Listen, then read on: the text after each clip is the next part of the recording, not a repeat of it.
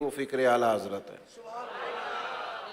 اعلی حضرت رحمت اللہ تعالی علیہ اس نزاکت کو بیان کرتے ہیں اور وہ سمجھ جاتے ہیں سارے ماحول کو، کہتے ہیں میں سمجھ گیا ہوں کہ اگر تم اپنے نبی کریم علیہ الصلوۃ والسلام کی بارگاہ کے مقبول ہونا چاہتے ہو اور اپنے رب کی رحمت کے حقدار ہونا چاہتے ہو تو پھر اس رشتے کی حساسیت کو سمجھو۔ ذرہ برابر بھی کسی نے ذات مصطفیٰ کے بارے میں بات کی نا، ذرہ بھی، تو فاضل بریلوی نے فرمایا نہ بھئی یہ قابل قبول، فرمایا تمہارا بڑا قریبی بھی ہونا لیکن حضور کے بارے میں بات کرے تو مکھن سے جیسے بال نہیں نکالتے ایسے نکال کے دور کر دیا کرو۔ شرک ٹھہرے جس میں تعظیم حبیب، اس برے مذہب پہ لعنت کیجیے۔ تو بھائی یہ اس رشتے کی نزاکت، اس کی حساسیت، ہمارا آج مسئلہ یہ ہے کہ میں نے جیسے شروع میں کہا کہ بہت ساری چیزیں ہمیں آسانی سے ملتی ہیں دینی معاملات میں، تو ہم اس کیفیت کو نہیں سمجھتے۔ نوجوانوں یاد رکھو، اس مسئلے میں نا حساس ہونا، اس مسئلے کے اندر اس مسئلے کو نازک جاننا، اس پر غور کرنا کہ یہ میرا سب سے قیمتی اثاثہ ہے، یہ میرا سب سے قیمتی سرمایہ ہے، اس پر میں کسی قسم کا کمپرومائز نہیں کر سکتا۔ صحابہ کرام علیہم رضوان میں سے نازک اور نرم ترین طبیعت ہے جناب صدیق اکبر کی۔ حضرت فاروق اعظم رضی اللہ تعالیٰ عنہ کے مزاج کے اندر جلال ہے، لیکن سیدنا ابو بکر صدیق رضی اللہ تعالیٰ عنہ کی طبیعت بڑی حلیمی ہے اور بڑی مٹھاس ہے اور بڑا پیار ہے۔ ان کے والد ایک دن شکایت لے کے آئے، عرض کی یا رسول اللہ ابو بکر صدیق نے تو مجھے مارا ہے۔ تو بہت سارے لوگ کھڑے تھے، جناب صدیق اکبر بھی تشریف فرما ہے، گردن جھکی ہوئی ہے، تو محبوب کریم نے گویا فرمایا ابو بکر آپ نے مارا ہے، لوگوں کو تو اس کا یقین ہی نہیں آ رہا آپ نے مارا ہے۔ تو حضرت صدیق اکبر نے اسی حساسیت کو بیان کیا، عرض کی یا رسول اللہ میرے ٹکڑے بھی کر دیتے میں سی نہ کرتا جنہوں نے آپ کے بارے میں بات کی۔ آپ کے بارے میں ایک کمزور جملہ کہا ہے، یہ تو شکر کرے میرے ہاتھ میں تلوار نہیں تھی، ورنہ آج وہ رنگ غالب آتا کہ ہمیں ہر چیز سے بڑھ کر مدینے والے محبوب پیارے۔ جب تک مومن کے ایمان کا یہ معیار نہیں بنتا، میں اس بات کا قائل نہیں ہوں کہ آپ نے میلاد شریف کی بزم رکھی اور آپ نے کہا میں نے چاول کھانے کا آرڈر دے دیا ہے، میں نہیں قائل اس کا۔ ہم تو دیہاتی لوگ ہیں، ہم تو وہ چاول بھی پہلے جا کے دیکھتے ہیں جو میلاد پہ پکائے جائیں گے۔ ہاں ہم تو کوشش کرتے ہیں جو جس نے محفل میلاد سجائی ہے، جو بڑا ہے، جو سربراہ ہے، وہ کوشش کرے کہ دریاں بھی اپنے ہاتھوں سے بچھائے، اس لیے کہ یہ حضور کے میلاد پاک کی بات، اس کے تو لمحے لمحے کا آپ کو ذائقہ لینا ہے، سرور لینا ہے، رشتہ ہی بڑا نازک ہے۔ مجھے بتلائیے نا، آپ جب ہمارے گھروں میں تقاریب ہوتی ہے تو کیسا ہوتا ہے؟ کہہ دیا ہے، بول دیا ہے، کوئی کر دے گا، یوں ہوتا ہے؟ ایک ایک چیز کا لحاظ، پاس، توجہ، محبت، خلوص، اور جب سب سے زیادہ قریبی رشتہ ہی مدینے والے محبوب کے ساتھ ہے۔ اس ذوق کو آپ لائیے، اس ذوق کو آپ اس مزاج کو لائیے اپنے ماحول کے اندر کہ آپ کی طلب، آپ کی تڑپ، آپ کی اقتناط وہ ہے نا جو آپ محفل میں سنتے ہیں۔ اور اللہ خیر کرے میلاد شریف آ گیا ہے، نعتیں بھی سنیں گے، ساتھ ساتھ شکوے بھی کریں گے، فلاں کا یہ ریٹ ہے، یہ بھی ہم کریں گے، سارے کام ہوں گے۔ تو بھائی آپ نے ریٹ کیوں اس چیز کا بنایا، کیوں ریٹ؟ جو چیز منڈی میں بکے گی نہیں، خود ہی کوئی نہ بیچے گا۔ آپ خریدتے ہیں تو کوئی بکتا ہے نا، آپ ان سب کو چھوڑ دیں جو بکتے ہیں تو معاملہ ٹھیک ہو جائے گا۔ آپ نے چیزوں کے ریٹ، وہ آپ کو اتنی احادیث آپ کے خطیب صاحب سنا رہے ہیں، جمعے والے دن آیات کی تفسیر بیان کر رہے ہیں، لیکن جو کہ وہ فیمس نہیں ہے نا زیادہ، ان کا وہ زیادہ چینل نہیں چلتا ہوگا، اس لیے توجہ نہیں ہے۔ خدا کے بندو آپ اس بات کو سمجھو کہ جب آپ اس ماحول کے اندر اس طرح کی دنیا داری اور اس طرح کا کمرشل سسٹم لے آئیں گے تو روحانیت کہاں رہے گی، وہ ذوق کہاں رہے گا؟ مجھے ایک صاحب نے کہا، ایک نعت خواں کو بلایا تھا ایک صاحب کو، تو کچھ ان کے ساتھ طے ہو گئی بات اتنی رقم لیں گے، تو وہ بتایا کسی شہر کا تھا لیکن جانا ساتھ کسی گاؤں میں پڑا، تو وہ تو اڑ گئے، کہنے لگے تم نے تو یہاں کا کہا تھا، آگے جانا ہے تو ریٹ نیا طے ہوگا۔ تو میں نے ان سے کہا وہ بیچارہ خود بھی تکلیف میں ہے اور تمہیں بھی تکلیف دے رہا ہے، کاش وہ حضور کے ذکر خیر کی نیت سے جاتا تو اس کا ذہن یہ ہوتا اگر چند قدم اور چلنا پڑے گا تو جہاں جہاں سے چل کے جاؤں گا ساری جگہیں قیامت میں میرے ایمان کی گواہی دیں گی۔ عدم سے لائی ہے ہستی میں آرزو رسول، دیکھو نا کہاں کہاں لیے پھرتی ہے جستجو رسول، اور عجب نظارہ ہو میدان حشر میں بے دم کہ سب ہو پیش خدا اور میں روبرو رسول صلی اللہ تعالی علیہ وسلم۔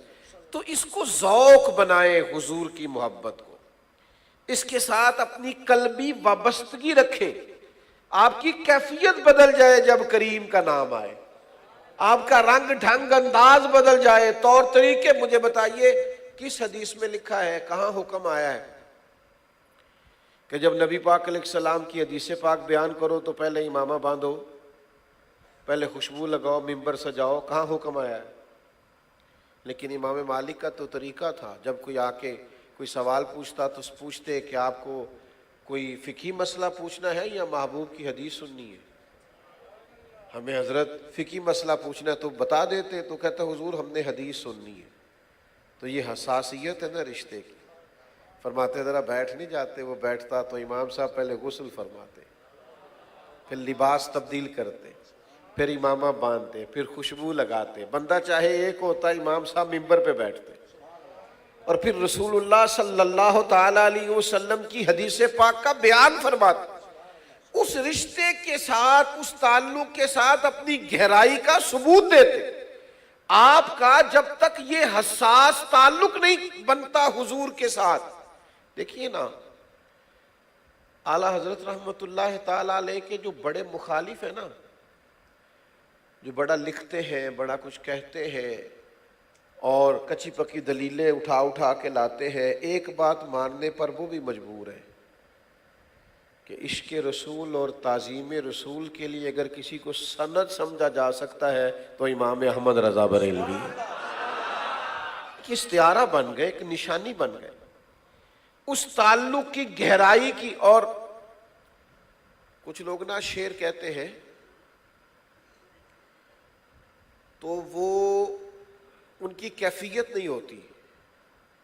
اعلیٰ حضرت رحمت اللہ علیہ کے سامنے بھی ایک صاحب اسی طرح کے اشعار لکھ کے لائے کہ یا رسول اللہ آپ کی یاد میں بہت تڑپتا ہوں اور رات بھر سو نہیں پاتا، اور میں تو آپ نے فرمایا جو آپ نے لکھا ہے یہ آپ کی کیفیت بھی ہے؟ کہنے لگے جی نہیں تو شعر ہے۔ تو فرمایا حضور کی بارگاہ میں غلط بیانی کرتے ہو؟ تم بارگاہ تو دیکھو کون سی، اگر کیفیت نہیں ہے تو لکھا کیوں ہے؟ ان کی کیفیت تھی، حساسیت تھی۔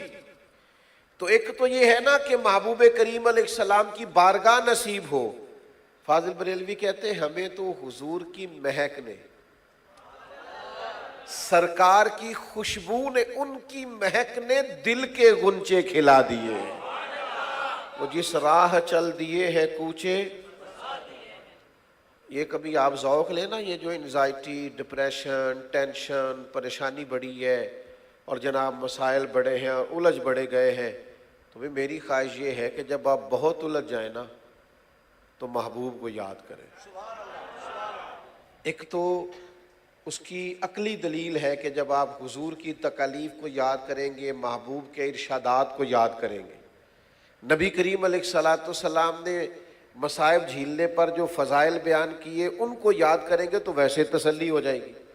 اور ایک حضور کو یاد کرنے کا معنی یہ ہے کہ محبوب کو یاد کرو گے نا تو خوشبو اتنی پھیل جائے گی کہ دکھ دکھ رہے گا ہی نہیں۔ اعلیٰ حضرت فرماتے ان کے نثار کوئی کیسے ہی رنج میں ہو۔ یہ ذرا اس پر غور کر لیں، کوئی ہو اور کیسے ہی، بندہ کوئی ہو دکھ کوئی ہو، یعنی کسی قسم کی بھی آزمائش ہو، کسے باشد کوئی بندہ ہو، ان کے نثار کوئی کیسے ہی رنج میں ہو، وہ جب یاد آ گئے ہیں سب غم بھلا دیے۔ وہ جب یاد آ گئے ہیں تو پھر سب غم بھلا دیے، پھر وہ چیزیں ختم ہو گئی۔ آپ اس قلبی وابستگی کو سمجھیے کہ کہتے ہیں بس میں حضور کو یاد کرتا ہوں، غم سارے دور ہو جاتے ہیں، ساری کیفیات دور ہو جاتی۔ بھائی نبی پاک علیہ السلام کی مقدس ذات کے ساتھ اپنے تعلق کی پاکیزگی بڑی محنت کی ہے ہمارے علماء نے۔ یہ تو کبھی قیامت میں راز کھلیں گے کہ کس قدر زیادہ مشقت کی۔ سنت اور شریعت کو پھیلانے میں اور اس پر عمل کرنے میں اور اس کی ترویج و اشاعت کرنے میں اور مدارس کے قیام میں اور دینی علوم کی تبلیغ میں اور تدریس میں کس قدر زیادہ محنت کی۔ آپ کو وہ ساری چیزیں آسانی سے پہنچائیں کہ یہ نبی کریم علیہ السلام کے دین پاک کی برکات، تو وہ ہمیں بہت زیادہ چیزوں کو کھنگالنا نہیں پڑتا، ہمارے پاس بہت ساری چیزیں بڑی آسانی سے مل جاتی ہیں، علماء تیاری کر کے ہم تک پہنچاتے ہیں۔ لیکن ایک بات ہے، ہمیں سبق دیتے ہیں کہ غیر مشروط غلامی کرو پھر مدینے والے محبوب۔ مجھ سے کوئی ناراض نہ ہو جائے تو پیر صاحب کی جو فرما برداری ہوتی ہے وہ غیر مشروط نہیں ہوتی، استاد صاحب کی اور والد صاحب کی فرما برداری بھی غیر مشروط، اس کی قیود ہے، شرائط ہے۔ اگر پیر صاحب شریعت کے دائرے کے اندر حکم دے رہے ہیں تو قبول ہوگا، اور اگر وہاں سے نکل گئے ہیں تو پھر ان کی بات بھی قابل قبول نہیں ہے۔ اس دنیا میں غیر مشروط غلامی اگر کسی کی جاتی ہے تو وہ صرف مدینے والے محبوب، غیر مشروط، کوئی شرط نہیں، بس آپ آنکھیں بند کریں، جو حضور فرما دے، جس وقت فرما دے۔ یہ رشتہ اتنا حساس ہے، جس ٹائم محبوب کہہ دیں۔ آپ کبھی اس بات کو سمجھیں نہ، کبھی غور کریں۔ یہاں نماز کا ٹائم بدلنا پڑ جائے تو اختلاف رائے ہو جاتا ہے مسجد میں، لیکن محبوب نے قبلہ ہی بدل دیا،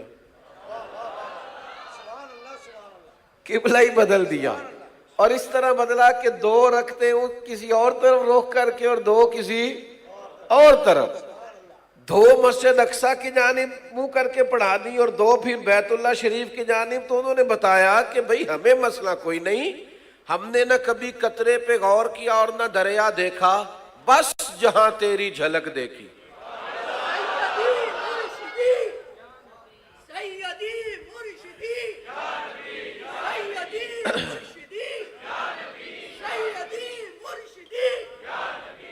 سنیں انہوں نے یہ سبق دیا جو حضور نے۔ ایک دروازہ تھا مسجد نبوی شریف میں، حضور کے زمانہ نور میں خواتین بھی آیا کرتی تھی، اس دروازے سے گزرا کرتی تھی۔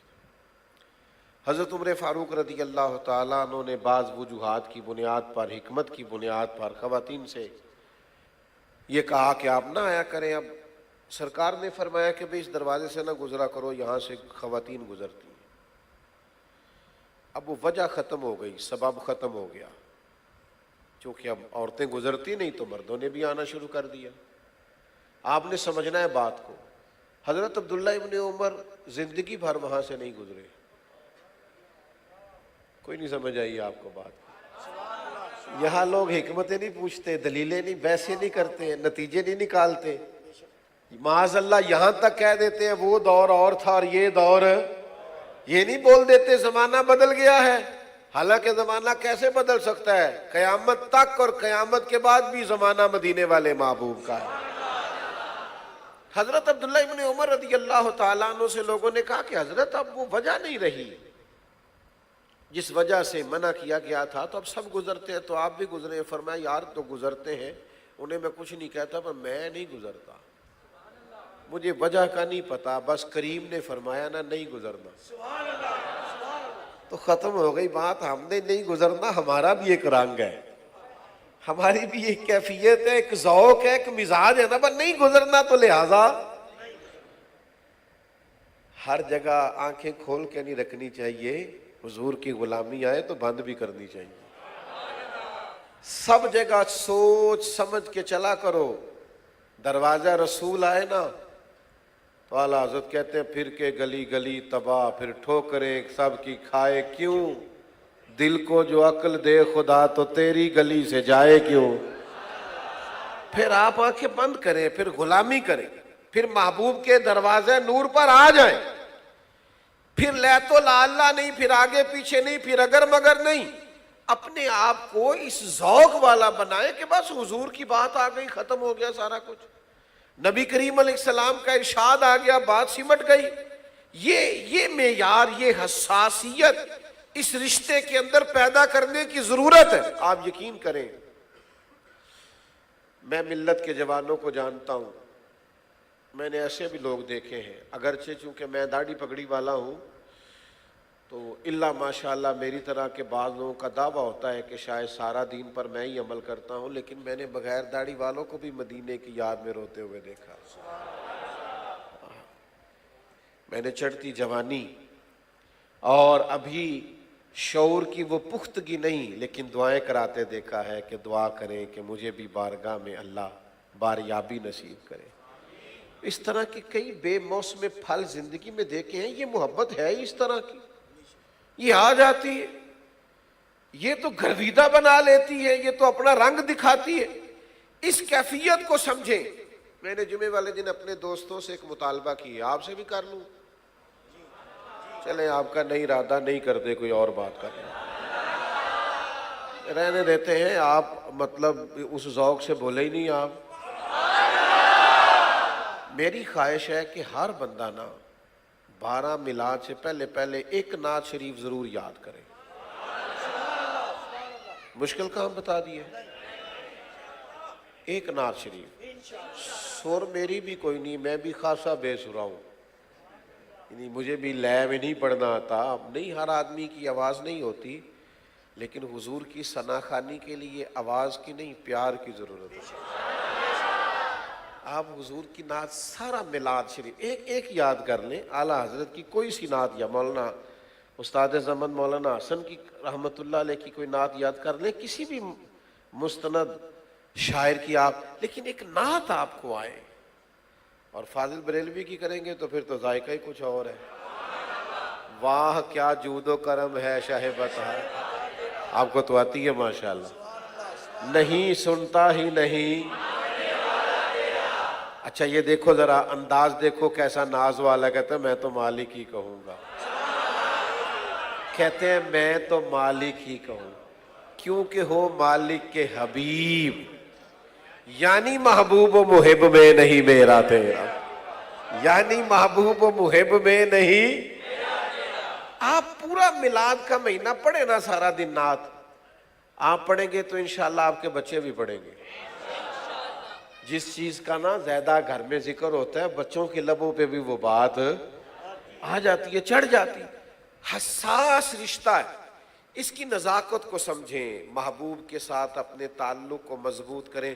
موبائل رکھے ہوئے نا ماشاءاللہ سے، رکھے میں نہیں منع کرتا، ایک تسبیح بھی رکھ لیں ساتھ.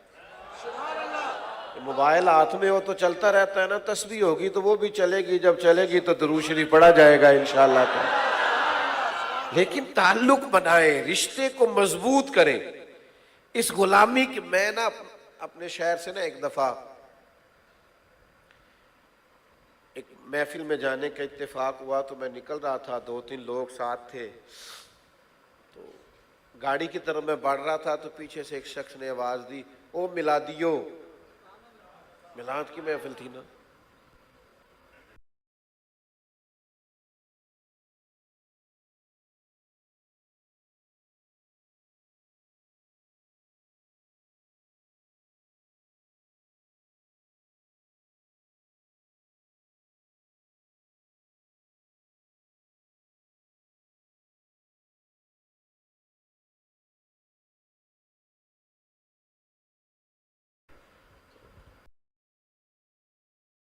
ہم یہ کوئی کام جھجک کے یا پیچھے ہٹ کے کرتے ہیں، یہ تو ناز سمجھ کے کرتے ہیں. ایک دفعہ اور کہے، وہ پھر کہنے لگا میلاد والوں. میں نے کہا یار مجھے مزہ بڑا، ایک دفعہ کبھی اور کہہ دینا. تو ہمارا رنگ تو دیکھنا. میں نے کہا کہ ہمارے امام نے ہمیں یہ 2-4 دن کا تو مشورہ ہی نہیں دیا. ہمارا پروگرام ہی بڑا لمبا ہے. انہوں نے ہمیں کہا حشر تک ڈالیں گے ہم، حشر تک ڈالیں گے ہم پیدائش. اللہ کرے اب جو چپ ہیں ان کو بھی میں دعا دیتا ہوں کہ میلاد شریف آ گیا ہے، نعت یاد ہو جائے ان کو. ایک دفعہ کہہ دیں حشر تک ڈالیں گے ہم. اس ذوق کو اپنی زندگی میں لائیں، اس حساسیت کو. پیارے دوست، باتیں آپ کو پتہ ہے میں لمبی تقریر نہیں کرتا، سمیٹنے کی طرف آنے لگا ہوں. جہاں حضور کا حکم آ جائے، جہاں نبی پاک کا ارشاد آ جائے، جہاں آپ کو پتہ چل جائے کہ کریم کی حدیث موجود ہے. وہ محمود غزنوی نے نا ایک دن ایک اتنا موٹا ہیرا تھا اس کے پاس، سونے کے ٹکڑا سمجھ لیں، کوئی قیمتی چیز تھی. تو اس نے ایک صاحب کو بلا کے کہا اسے توڑ دو تھوڑا مار کے. اس نے مشورہ دیا کہ بادشاہ سلامت، آپ سمجھدار آدمی ہیں، اس کو توڑوائیں گے تو نقصان ہوگا، مہربانی کریں آپ اس کو نہ توڑوائیں. بادشاہ کہنے لگے تم سمجھدار ہو، تم نے ٹھیک مشورہ دیا ہے. ایک دوسرے کو بلایا، کہا یار یہ ذرا توڑ دو. کہنے لگا آپ کیوں توڑواتے؟ میں تو توڑ دوں گا آپ کے حکم پر خزانے کو نقصان ہوگا. کہا تم بھی سمجھدار ہو. 4-5 لوگوں کو کہا ہیرا توڑ دو، تو سب نے سمجھا دیا کہ یہ قیمتی ہیرا ہے تو خزانے کو نقصان ہوگا، تو آپ نہ توڑوائیے. بادشاہ کہنے لگا تم سمجھدار ہو. ایاز کو بلایا، کہا یہ ذرا توڑ دو. اس نے 1 منٹ نہیں لگایا، ہتھوڑا مارا، کئی ٹکڑے کر دیے. تو بادشاہ نے ڈانٹا یہ کیا کیا؟ اس نے پھر بھی کوئی اعتراض نہیں کیا. کہا غلطی ہو گئی. کہا جناب آپ کو کہنا چاہیے تھا، آپ نے ہی تو کہا تھا. کہا جناب جیسے آپ کہہ دیں. تو کہا یار تمہارے سامنے اتنے لوگ مجھے سمجھا کے گئے ہیں کہ نہ توڑوا، قیمتی ہے، اور تم نے فوراً توڑ دیا ہے. تو یہ کچھ رشتوں کی نزاکت کو آپ سمجھیے گا. ایاز کہنے لگے بادشاہ میں نے اپنی زندگی میں تہیہ کر رکھا ہے کہ جو چیز ٹوٹتی ہے ٹوٹ جائے، تیرا حکم نہیں ٹوٹنا چاہیے. میں نے طے کیا ہوا ہے جو ٹوٹتی ہے چیز، تیرا حکم ٹوٹنا. کیسے میں آپ کو سمجھاؤں کہ محبوب نے فرمایا لاؤ نہ مال، تو جناب صدیق اکبر نے کپڑے بھی اتار کے پیش کر دیے، ٹاٹ اور بوریے کا لباس پہن لیا. یہ سنتے ہو کبھی غور تو کرو، 2.5% زکوٰۃ دینی ہوتی ہے، کئی دفعہ حساب کرتے ہیں لوگ، کئی دفعہ. حضرت ابوبکر صدیق نے کپڑے بھی اتار دیے، بوریے اور ٹاٹ کا لباس پہن لیا، اس لیے کہ یہ ہر چیز ٹوٹتی ہے تو ٹوٹ جائے، کریم کا حکم نہیں ٹوٹنا چاہیے. جب کہا، جس وقت کہا، جو کہا، انہوں نے فوراً قبول کیا. کسی بات میں کسی قسم کی کبھی ہم نہ بہانے بازی بڑی کرنے لگے، اپنے آپ کو سمجھا لیتے ہیں، ہم 2-4 دلیلیں دے کے خود بخود قائل ہو جاتے ہیں. وہ خدا کے بندو، محبوب سے رشتہ بڑا نازک ہے، اس کی حساسیت کو سمجھو. جو حکم ہو، جس وقت ہو. ایک پرنالہ لگا ہوا تھا مسجد نبی کے ساتھ، صحیح حدیث میں موجود ہے. تو حضرت عمر رضی اللہ تعالیٰ عنہ نے اتار دیا، اس لیے کہ وہ گلی میں تھا تو پرنالہ چلتا تھا تو نمازیوں کے کپڑوں پہ بھی پانی پڑتا تھا، اتار دیا. بہترین حکمت تھی، وجہ تھی اتارنے کی، نمازیوں کو دقت ہوتی، اتار دیا. پرنالہ تھا جناب عباس رضی اللہ تعالیٰ عنہ، حضور کے چچا کا. آپ نے بات کو سمجھنا ہے، دلیل سے اتارا ہے، حکمت سے اتارا ہے، ضرورت سمجھ کے اتارا ہے. لیکن حضرت عباس آئے اور آ کے کہا امیر المومنین پرنالہ آپ نے اتارا؟ کہا میں نے اتارا ہے. حکمت موجود تھی پیچھے، فلسفہ موجود تھا، اتارنے کی وجہ موجود تھی. حضرت عباس رضی اللہ تعالیٰ عنہ فرمانے لگے میں کوئی بات نہیں کرتا، صرف اتنی بات کرتا ہوں، اسے لگایا حضور نے اپنے دستے مبارک سے تھا. آپ نے سمجھنا ہے بات کو. ہر جگہ عقل دوڑانا، ہر جگہ بحث کرنا، ہر جگہ الجھ جانا، ہر جگہ دلیلیں دینی شروع کر دینا، یہ کوئی کمال نہیں ہے. امتی کا کام ہے غیر مشروط غلامی کرے, گردن جھکا دے دین کے ہر حکم پر. حضرت سیدنا عمر فاروق رضی اللہ تعالیٰ عنہ فرمانے لگے ختم ہو گئی بات, آپ میرے ساتھ چلیے اور میرے کندھوں پہ سوار ہو کے اس کو دوبارہ لگائیے. اس لیے کہ یہ حضور کے دست مبارک سے یہاں لگایا گیا تھا.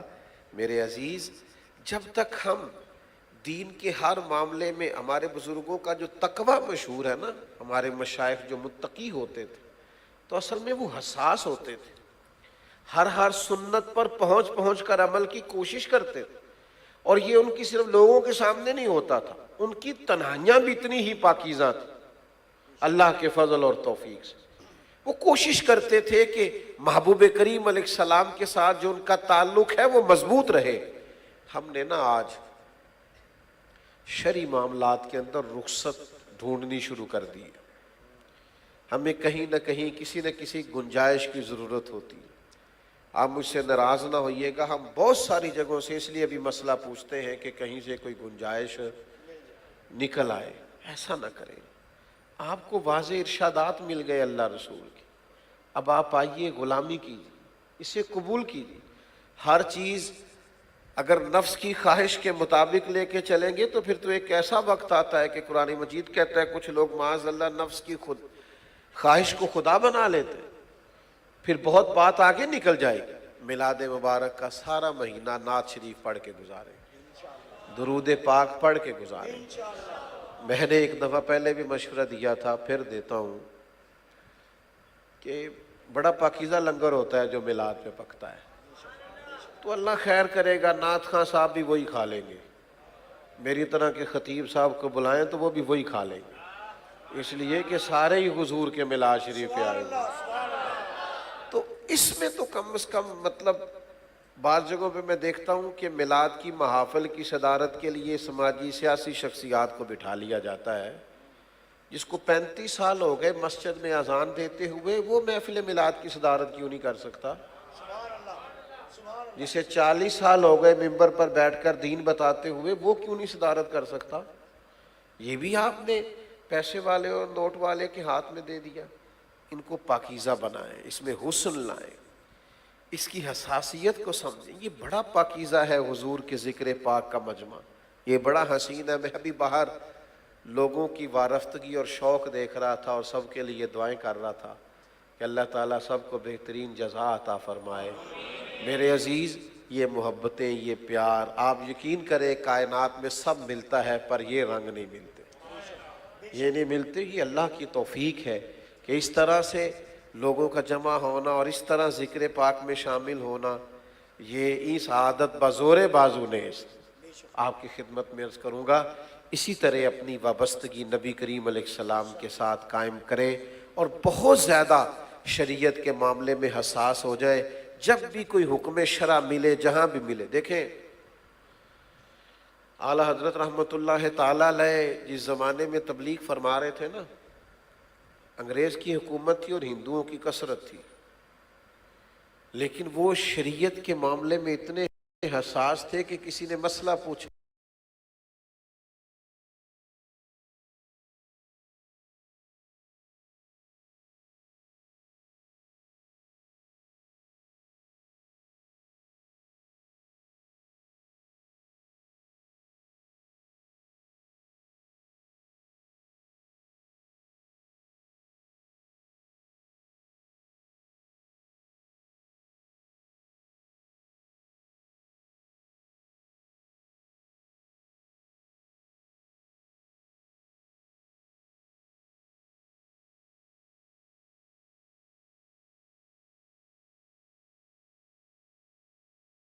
کہ ہندوؤں کے میلے میں جا سکتے,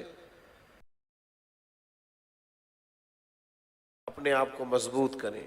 جہاں اللہ رسول کی بات آئے وہاں پھر اپنے آپ کو اس طرح کا منائیں کہ بھئی بس بات ختم ہو گئی, اب بات ہی وہاں پہنچ گئی ہے کہ اس سے آگے کوئی کلام ہو سکتا نہیں ہے. یہی حضور کی محبت کا تقاضا ہے, یہی فکر جناب سیدنا صدیق اکبر ہے, یہی حضرت عمر کی سوچ ہے, یہی نظریات سیدنا عثمان غنی اور مولا علی کے ہیں, اور چلتے چلتے یہی وہ سوچیں ہیں جو ہم اپنے اکابرین کے ہاں پاتے ہیں. اپنے آپ کو جوڑ کے رکھیے حضور کے ساتھ، نعت شریف پڑھتے پڑھتے سویا کریں، حضور کا ذکر پاک کرتے کرتے اٹھا کریں، آپ دیکھیں گے کہ طبیعت کا میلان کتنا ہلکا پھلکا اور کتنا میٹھا ہو گیا ہے۔ اللہ تبارک و تعالی ہماری حاضری کو قبول فرمائے۔ وما علینا الا البلاغ۔